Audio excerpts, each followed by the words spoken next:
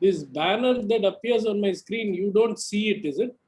No, sir, we didn't see that one. Oh, because there is a banner that appears on this, at the below the Zoom screen, you have this thing with mute, stop video, security, participants, and all. No. Yes, sir. Yes, sir. That banner appears on my screen. No. But it doesn't appear on your screen. No, No. sir. Because I keep having to move that banner around.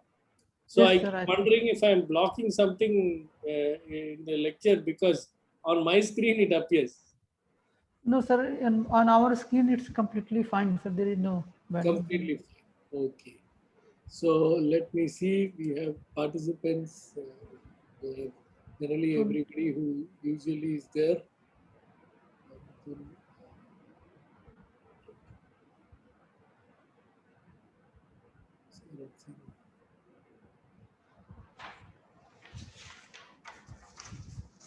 Okay, so I will start. Today there is again a bit of a technical problem. So can I start, please? Yes, sir. Yeah, so we can start now. So, Okay. good afternoon, everyone. Welcome back to the third lecture of today's workshop. Professor Suri Ramanna will be continue from the previous lectures. Over to you, Professor Suri, sir. Right. So thank you very much. See, this is the third lecture, but I'm afraid I have made some technical goof with my file. I have only half my slides somehow are showing. So this lecture will also be very short, perhaps just half an hour or so. I'm not able to find my other slides to present. I apologize for this. So tomorrow my lecture is scheduled at 11 o'clock, and I will take extra time tomorrow in order to finish whatever, at least up to a good part of Halash's theorem. Okay.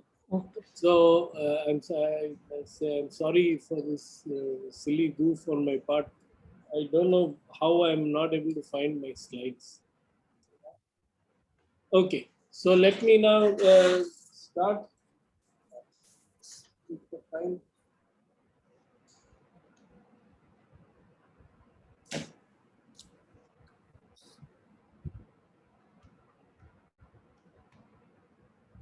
Yes. Okay, so just to recap again from yesterday, we have a multiplicative function n star from n star to c, which has absolute value less than or equal to 1 for all n in n star, and we set ax to be the partial sum of f, this function, up to any x, for any x in R. As I said yesterday, by this, I mean that when x is less than 1, this ax is 0. So ax is 0 for numbers less than 1 and is equal to the sum of fn at the integers between 1 and x when x is greater than or equal to 1. So by the way, in these lectures, I am trying to go as slow as I can so that, the persons who are new and relatively unfamiliar with these things can understand. So please, if everybody has a higher level than I am pitching at, please let me know so I can do it faster.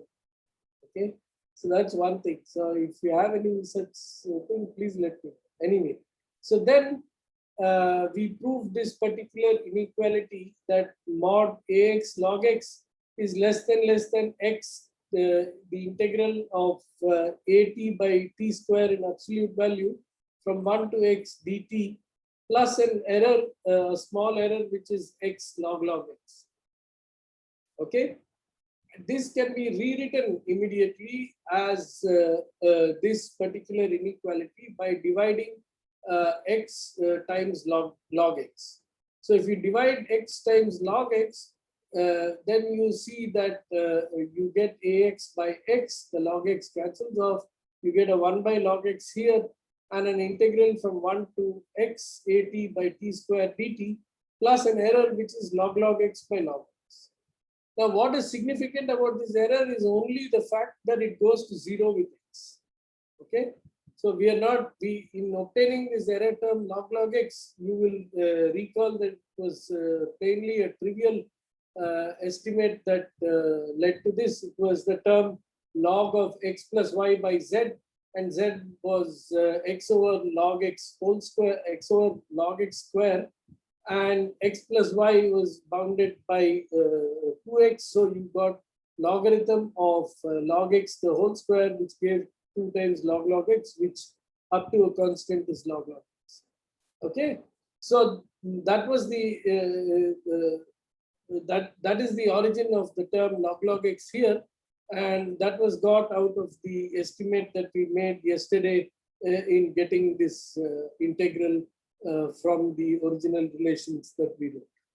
Good. So you have this particular thing. Now,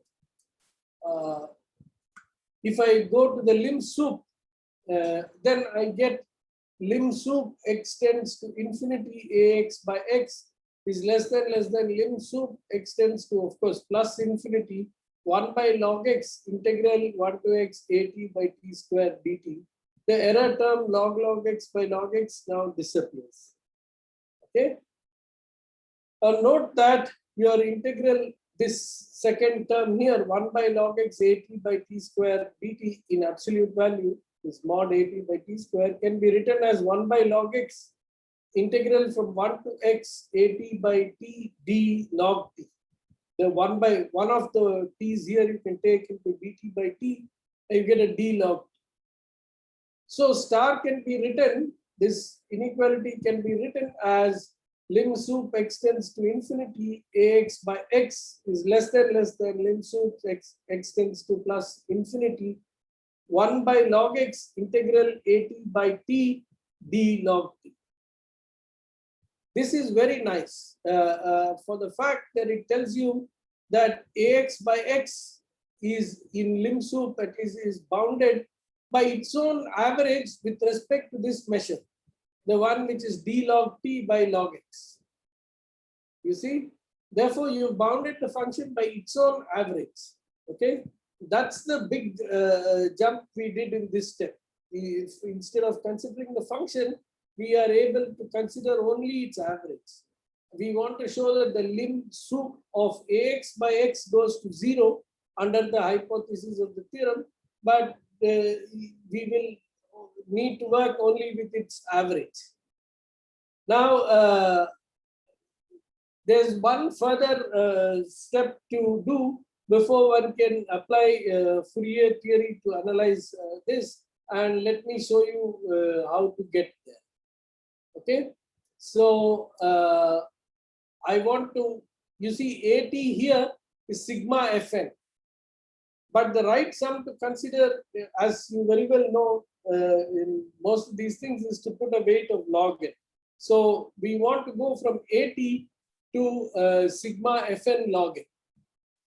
Okay, doing this, it's a typical sort of manipulation that many of you may have seen in getting the equivalence between the growth of the partial sums of the Farn-Mangold function, sigma lambda n, and you see the number of primes up to x. There's an extra log that is there, and the way you handle the log is by using the fact that the logarithmic function grows slowly over the real line. Okay, so that's the sort of thing we will do here as well. So you write your integral 1 to x at by t square dt as integral 1 to y. You, for a given theta in 0, 1, you put y is equal to x to the theta, and write 1 to the x at by t square dt as 1 to the y at by t square dt plus y to x at by t square dt. Okay, so now the integral from 1 to y, we bound it trivially. So at, as you know, in absolute value is less than or equal to t. So you get t by t square here, and that integrates to simply give you logarithm of y. Okay. Now the integral from y to x at by t square dt, we put in a log t and divide by log y. Okay, so inside the integral, in the integrand, we put in a log t, and outside we divide by log y.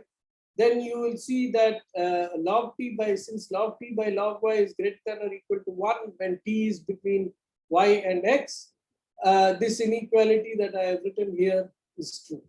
So at by t square in absolute value, its integral from y to x is bounded by 1 by log y, the integral from y to x, at log t by t square dt. Okay, so that is where we have got. Now, at log t in absolute value, this you take the logarithm into the absolute value and multiply out, so you get this is less than mod of sigma fn log n plus t. This is something that we have proved right at the beginning of say 2 lectures ago or so. We wrote this log t as log n plus log t by n, and we got a second term which involved log t by n, where we used the triangle inequality, estimated fn to be less than or equal to 1, and the log t by n was then written as the integral, then integral of t 1 by t from n to t, and then we interchange the sum and the integral and said this whole thing is less than equal to t. You will recall from say 2 lectures ago. Therefore, you have this inequality here, which we use. So we put bt as sigma fn log n less than equal to t, and you have integral y to x at log t by t square dt. There's a dt missing here. Is less than integral y to x bt by t square dt plus t by t square dt, which comes from this t that is there here. Okay, so that gives you this. Now you integrate this and you see that it is less than or equal to log x simply by just extending the integral from 1 to y and 1 to x, and then you get this is less than equal to log x. Okay, so combining, you get that integral y to x dt by t is less than 1 by log y, because you had, so you had here 1 by log y. Let me.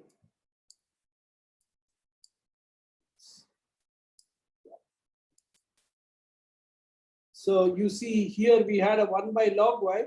So that 1 by log y we put back inside, and you get integral y to x at by t square dt is less than 1 by log y integral y to x bt by t square dt. That is this integral plus a log x, which comes from here, divided by the log y.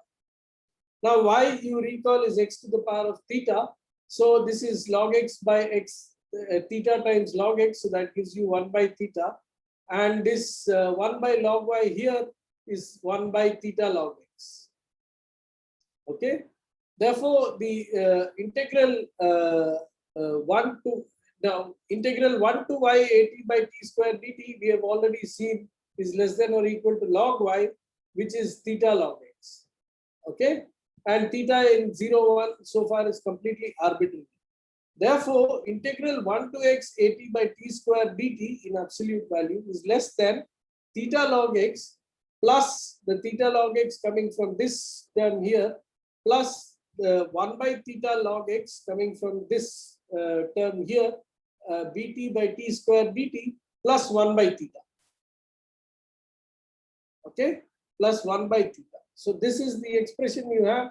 This is the inequality you have for integral 1 to x at by t square dt, and this is valid for any theta between 0 and 1.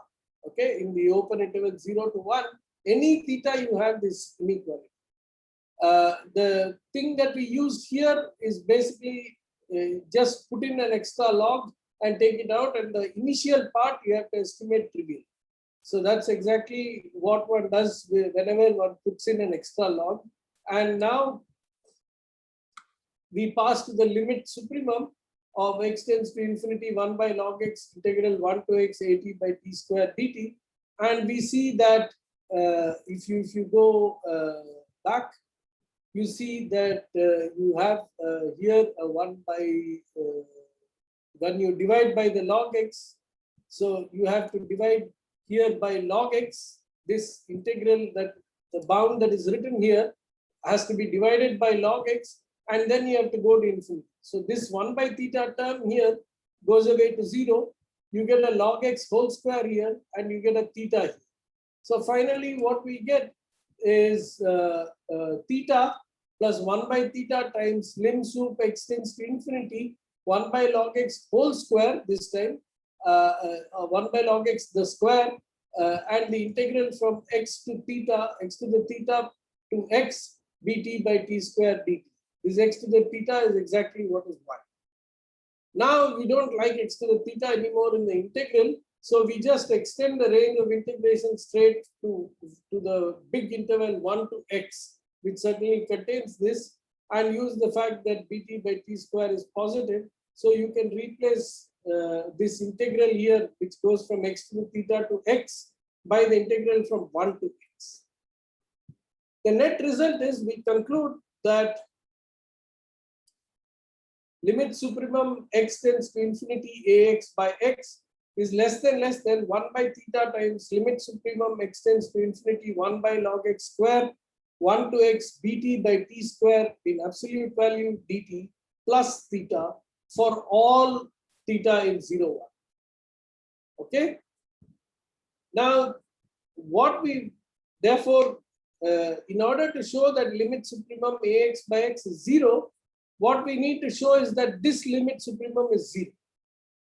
Once you show that this limit supremum is 0, then you use the fact that this inequality is valid for all theta in 0, 1. So you let theta tend to 0, and you will get finally that limit supremum of ax by x is 0. Okay.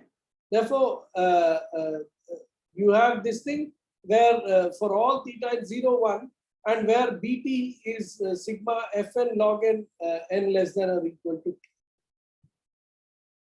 Right? So now let us look back at what we have to prove, having come up to here. So to prove the first part of Halash's theorem, which is limit supremum x tends to infinity sigma fn in absolute value by x, this thing goes to 0.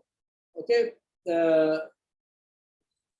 Which is what we want to prove. If this particular infinite series 1 minus real part of fp p to the minus I tau by p, this diverges for all t in R. In order to prove, yes? I have a question. Yeah. So like here 1 by theta is also there. So but how are you taking then later theta tending to 0? Yeah, that's exactly what I tried to answer. So let me tell you again, because it's important to understand. Limit supreme. First, I'll prove the lim sup of this is 0. This expression here is 0. Yeah. Lim sup x tends to infinity 1 by log x square integral 1 to x bt by t square dt. Oh, I'm going to first show that that is 0. for some fixed positive theta. Pardon? Yeah, first fix theta, and then you show that this is 0. For any theta in 0, Yeah. 1, this is valid. Yeah. So for any theta, I will show that this, first of all, this is independent of theta. Right? That's why I extended the range of integration from x to the theta to x to 1 to x. That has the advantage of making this expression here entirely independent of theta. Okay. So once I show that this lim sup is 0, then this 1 by theta goes in. Yeah. Then this is valid for all theta in 0, 1. And now I can choose my theta arbitrarily small, and I'll get the result. Do you agree? That's fine. Hello? Yes, that was fine. I just can't make out what's being said. Yeah, okay. I'm assuming you are agreeing to what I said. Huh? Yes, sir, that's fine. That's Can fine. Yeah. You're right. So that's the start. Typically, when you use this theta sort of thing to handle the logarithm, you will always get a 1 by theta term. Okay, so that's why If you want to show that it goes 0, you have to handle the 1 by theta term. That's natural and expected. You don't get anything for free. Okay? Only some convenience, that's all. So anyway, therefore we have this thing. Now I want to show actually limit without the absolute value, this thing goes to 0, but then that's equivalent showing with the absolute value, it goes to 0. And that I want to show if if this series diverges for all tau in R. Okay, so in order to show that, by this inequality and what I've just explained, it is enough for me to show that this limit supremum is 0 under the hypothesis of the first part of Halash's theorem, namely that this series of positive terms diverges for all tau in R. Under that hypothesis, if I can use that hypothesis to show, oops, now what happened?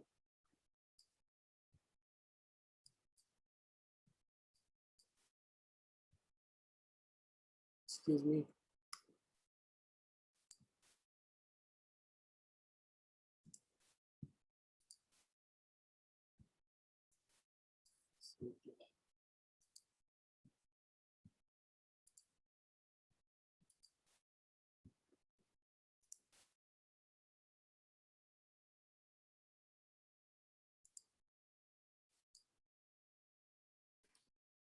Sorry, file has vanished.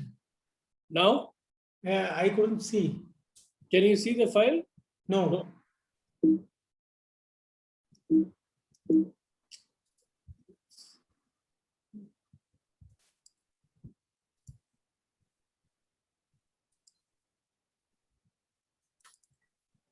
Yes, sir.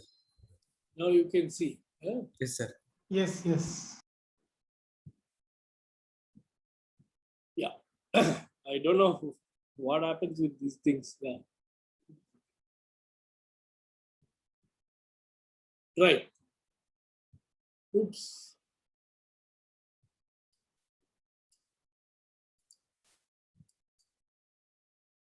Yeah. Okay. So I suppose you get that. Therefore, we have actually reduced the problem. You see, we wanted to show that some particular function goes to 0 under a certain hypothesis, as x goes to infinity, something, some function of x goes to 0, and we have successfully, replaced that problem by showing that it goes to 0 only on the average. That fn log n, this absolute value fellow, goes to 0. This is a big step that we have taken. So we don't have to bother with showing that the function actually goes 0, but only it's a mean of the function goes to 0. So that was the whole idea of the first part we did. Okay, now how does one show that this goes to 0? Therein lies the analytical part of Halash's theorem. So let me explain how that happens. So here we apply the Fourier transform. Now let us take Bt. So Bt is sigma fn log n, n less than or equal to t, and we are to study this particular integral as x goes to infinity. 1 by log x the whole square, integral 1 to x bt, not bt square, bt in absolute value by t square dt. Okay, not bt square as x goes to infinity. Now note that bt is less than or equal by triangle inequality to mod fn log n, and fn being less than or equal to 1 is less than t log t. Now instead of the integral bt by t square, I'll consider the integral bt by t to the 2 sigma, where sigma is any number strictly bigger than 1.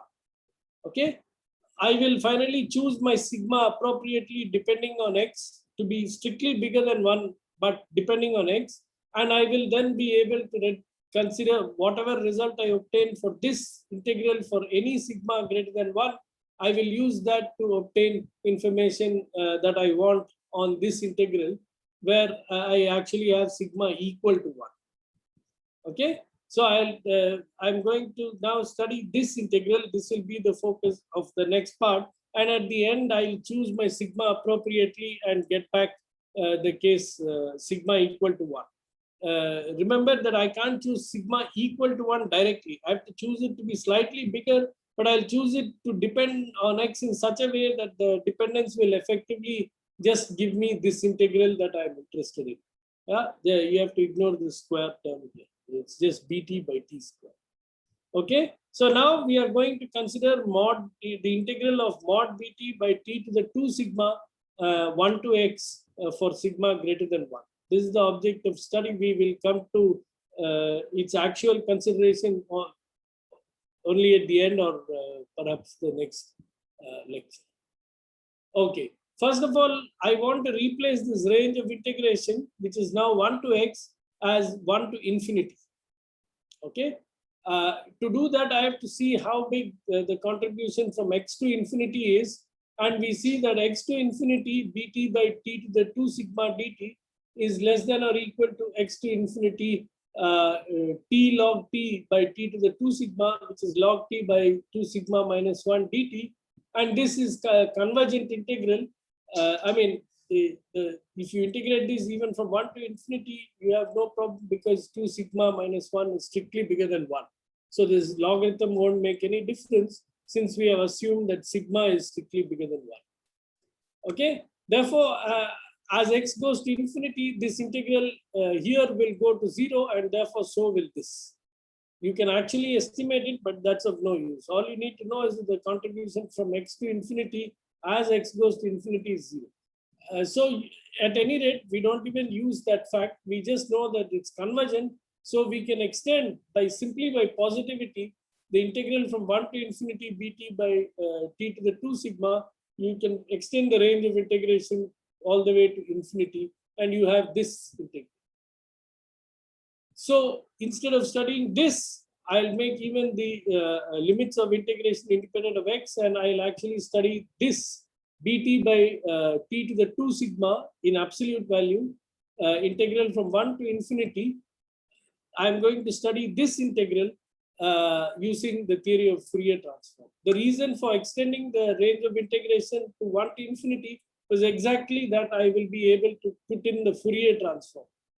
For those of you familiar with Mellin transform, of course, it will seem like I could have said everything in terms of Mellin transform. But one of the key steps is to apply the Plancherel theorem, which you can apply for the Mellin transform as well. But that theorem for Mellin transform is simply got by change of variable from the theorem for Fourier transform. So it's more convenient to write everything in terms of Fourier transform. Okay. Therefore, we will use the Fourier transform to study the integral 1 to infinity mod bt by t to the 2 sigma dt for sigma greater than 1. Okay, so how do we get to this? Yeah, you make the change of variable t goes to e to the u. So if you make the change of variable t goes to e to the u, then you see that your integral 1 to infinity mod bt t to the 2 sigma dt, that becomes integral mod b e to the u e to the minus sigma u and e to the 1 minus sigma u, just because you are going to put e to the u everywhere, and the dt will give me an eu du divided by t to the 2 sigma, which will give me this particular thing here. Okay, so first I just want to say, okay, how this immediately can be related to Fourier transform, but then we'll have to deal with absolute values. So we just take a small detour and we will anyway reach where we want. Now you have still the integral is from 0 to infinity. After making this change of variable, t goes to e to the u, because the original integral is 1 to infinity. So with e to the u, it's 0 to infinity. But this is still not the integral on the full real line, which is what you want for the Fourier transform. So you do the most simple adjustment that you can. You define e plus u, e plus to the power of u, to denote e to the u if u is positive and 0 if u is negative. So then integral 0 to infinity is simply integral r over the full real line of bu E plus, and everywhere you replace by E plus. I'm just dropping these absolute values for the moment. I will come back to that later. Okay, so you have this expression. Now I want to rewrite, I want to interpret all these terms, du, e to the u, e to the minus sigma u as a Fourier transform, and e to the 1 minus sigma u again as a Fourier transform. I mean e plus as a Fourier transform. So let's start with bt, the b expression. So bt is fn log n summed up to t, okay? And let us look at what happens if you consider the integral over the full real line of b e to the u, e plus to the minus sigma u, e to the minus it u du. Okay, e plus means the function is 0 as defined here when u is less than 0. So you get integral 0 to infinity. Writing the definition of bt, you have the sum n going up to e to the u, fn log n, e to the minus sigma u, and e to the minus it u, right? Now I want to interchange this integral and sum, and I note that the condition n less than e to the u is nothing but log n less than u. So I have these two conditions on n. I interchange the sum and the integral. So n goes from 1 to infinity, then the terms depending only on n come out as fn log n. And this integral, because for each n, you have to consider only u's greater than log n, you have here the integral for each n becomes integral from log n to infinity, and the terms that depend on u come in here. So you get e to the minus sigma plus it u du. Now, this integral is easy to do. You should, of course, keep in mind that sigma is strictly bigger than 1. Otherwise, this integral won't converge.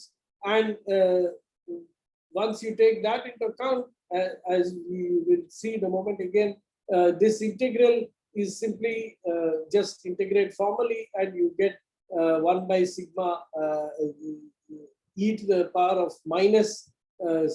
So 1 by sigma plus it, e to the power of minus sigma plus it log n, and that log n now translates back to n to the power of sigma plus it in the denominator. So what you have got here is precisely the Dirichlet series for fn log n divided by 1 by sigma plus I. This is, of course, exactly what happens. I mean, the Fourier transform of the partial sum, or the Mellin transform of the partial Fourier, sum. Huh? in this sum, do you have n greater than or equal to 2? There? Here, last step. No, n greater than or equal to 1 is Here, last one. yeah. Maybe n greater than or equal to 2. No, it doesn't matter. Anyway, log n at n equal 1 is 0. Fine. So you get n greater than or equal to 1. So this series, and therefore you see that what you have here is simply the statement that the partial sums and the Dirichlet series associated to an arithmetical function are related by Mellin transform or Fourier transform after change of variable. And this is the proof for that fact. Okay, so you get 1 by sigma plus it. This is equal to this particular thing. So it tells you that the Fourier transform of this b of e to the u, e plus minus sigma u, when sigma is strictly bigger than 1, this is, yeah, so we have used this particular integral x to infinity e to the minus sigma plus it u is this. This is trivial. Now you'll ask, okay, some students can sometimes get confused saying that this has a complex numbers. How do you do this and so on? One easy way of remembering such integrals is you always do them for, you remove the it, do it for real sigma, strictly bigger than 1, and then argue that these functions are, holomorphic, and therefore they agree wherever you want in the entire half plane sigma greater than 1. Okay. So also the interchange, there is an interchange of integral and sum, which is yet another thing that most students want to know how is it justified. There is an interchange of integral and sum. And as you know very well, the justification for such things involves checking that things are absolutely convergent. And therefore, you have to check that this integral is absolutely, this integral is convergent. But that is easily checked simply because bt is less than t log t. So here you get e to the u times u, and sigma is strictly bigger than 1. So this integral will converge in an obvious manner. Okay. Therefore, you have this particular relation that we have proved. It tells us that the Fourier transform of this expression b of e to the u, e plus minus sigma u, is this. Now, what is this Dirichlet series? It's the Dirichlet series of Fn log n, but more precisely, it's immediately related to the Dirichlet series of f itself as its derivative. That is, if Fs, capital Fs is the Dirichlet series for the given arithmetical function, sigma being strictly greater than 1, and since mod Fn is less than or equal to 1, this series converges absolutely when the real part of S is strictly bigger than 1.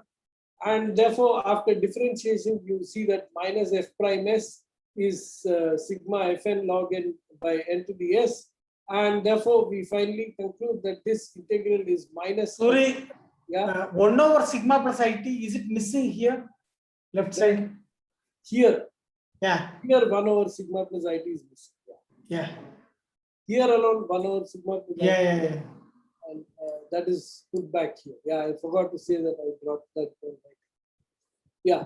Therefore, finally, you have this thing that b e to the u e to the minus sigma u e to the minus it du is minus f prime sigma plus it plus divided by sigma plus it for every sigma greater than 1 and all real numbers. Okay. So you have this thing. So if you define the Fourier transform of a function by this relation, phi hat is phi u e to the minus iu t, then you see that the Fourier transform of b of e to the u e to the minus sigma u is exactly equal to this for any sigma greater than 1. So it's a family of functions. Okay. For each sigma greater than 1, you have this relation. All right. So with this fixed, you have the other Fourier transform that we are interested in, namely e plus 1 minus sigma u is this. Okay, this integral also just comes by the same method. You first of all integrate for the real values of sigma, and then use holomorphy of these functions to conclude that they agree on the real line and they are holomorphic. So this relation is valid for all sigma plus it as long as sigma is strictly bigger than 1. Lastly, we'll require the Plancherel theorem, which is this relation that the L2 norm of function is equal to up to this constant 1 by 2 pi, that of its Fourier transform. Okay, unfortunately, the slides after this are missing. I do not know what happened to them, and therefore I may have to stop my lecture here, but I will lecture tomorrow for an extra amount of time to cover up this part and try to finish at least the proof of the first part of Halash's theorem entirely and a good part of the second part. Some part of the second part. The last part is what I will, So the last, there'll be one part of Halash's theorem left, a smaller part, which probably I can, if you wish, I can give you the notes for it, the slides for it, so that you have a complete proof. Or maybe I can record myself a lecture on that last part, and you can just attach it to your thing. I do not know, as you wish. Anything as you wish, I can do. Okay, so that's the deal. I'm really sorry about this proof. No problem, sir. Yeah, we can cover it tomorrow. So any questions or comments? Any questions, any comments on the lecture so far? whether they've been too slow, too fast, please let me know because I can't see anybody and I just don't have any idea what No, really sir, speed is perfect, sir. Speed is perfect. speed is perfectly okay. Yes, Let sir. me ask some of the students, Subhadeep Banerjee, is it possible to comment, please? Yes, sir. It was a bit fast for me, but it's okay. I cope up with the whole thing. Okay, this lecture was a bit fast or yesterday? No, this lecture was a bit fast for me because I am not very much accustomed with these Fourier transformations and all these things. So Okay. anyway, I coped up. Okay, Mayuk, you have any comments, please? Mayuk, mic does not work. So Oh, his mic does not work. Okay. You can put your comments in chat box. And this person, Amrinder Kaur, which place are you from? Hello? if your mic doesn't work, you can text the chat and Okay, through chat. So are you able, please let me know if you are able to follow the lectures and you have any problem. yeah, she replied that. Are you Suri, able I have sent a message. Huh? All right. Suri, Thank you very much. Thank you very much. Suri, Yes. I have sent a message. A soft copy, you mean the slides? No? Yeah, Yeah, I'll if certainly, you don't mind. I'll certainly send you. After finishing that, you can send. Yeah, after finishing also there are some small errors in the writing, so I will correct those. Yeah, and then you send me. Yeah, then I'll see. It's a nice lecture, so I would like to have a copy. Yeah, no problem. Thank you. Thank you very much. Huh? Yeah, then this person, where are you from, Anubhav Sharma? Both are my students. Oh, they're in Hyderabad. Amarinder Kaur as well as Anubhav Sharma. Both are my Okay. students. The rest, I know they're all my friends anyway, so that's not a problem. And there is one more, Venkata Subba Reddy. He is also my student. Oh, Venkata Subba Reddy is also your student. Yeah, there are three. Venkata Subba Reddy garu, lecture ala undi. అవును sir Okay, na? Understand? Yes sir Undi. మంచిది. సరే. Okay, right. I'll see you tomorrow at 11. Bye. Okay.